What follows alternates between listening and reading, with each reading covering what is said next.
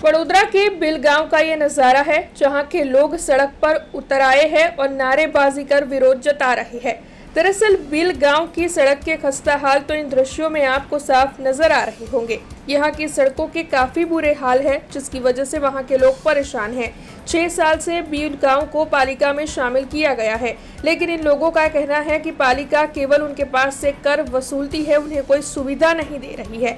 यहाँ तक कि नगर सेवक भी हमारी पुकार नहीं सुन रहे हैं, हमारी समस्या नहीं सुलझा रहे हैं। ऐसे आरोप इन स्थानीयों की ओर से लगाए जा रहे हैं।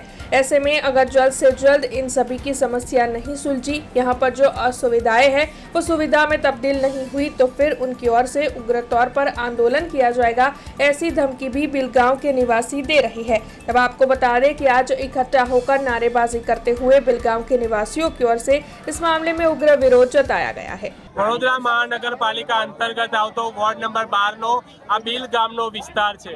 છેલ્લા 6 વર્ષથી આ વિસ્તારનો સમાવેશ વડોદરા મહાનગરપાલિકામાં થયો છે, પરંતુ આ વિસ્તાર વિકસતો વિસ્તાર આજે પછાત વિસ્તાર બનાવી દીધો છે। આ વડોદરા મહાનગરપાલિકાના શાસન અને પ્રશાસને અત્યારના 4 કોર્પોરેટરો પોતાની જવાબદારીમાં સંપૂર્ણ નિષ્ફળ છે અને એનું કારણ પણ છે, કારણ કે ભારતીય જનતા પાર્ટીના બેનર ઉપર લડતા કોર્પોરેટરો ઇલેક્ટ નથી થતા, એ સિલેક્ટ થાય છે। લોકો કમળને વોટ આપે છે, કોર્પોરેટરોના ચહેરાને નહીં। એટલે આ ઇલેક્ટેડ લોકો નથી, આ સિલેક્ટેડ લોકો છે। એમને કઈ રીતે કામ કરવું, લોકોના પ્રશ્નોનું નિરાકરણ લાવવું, એમાં સહેજ પણ રસ નથી। વોર્ડ નંબર 12નું બિલ ગામ છે અને બિલ ગામની પરિસ્થિતિ ટ્રાઇબલ એરિયા કરતાં વધુ ખરાબ થઈ ગઈ છે અને દિવસે ને દિવસે ખૂબ જ કથળતી જાય છે।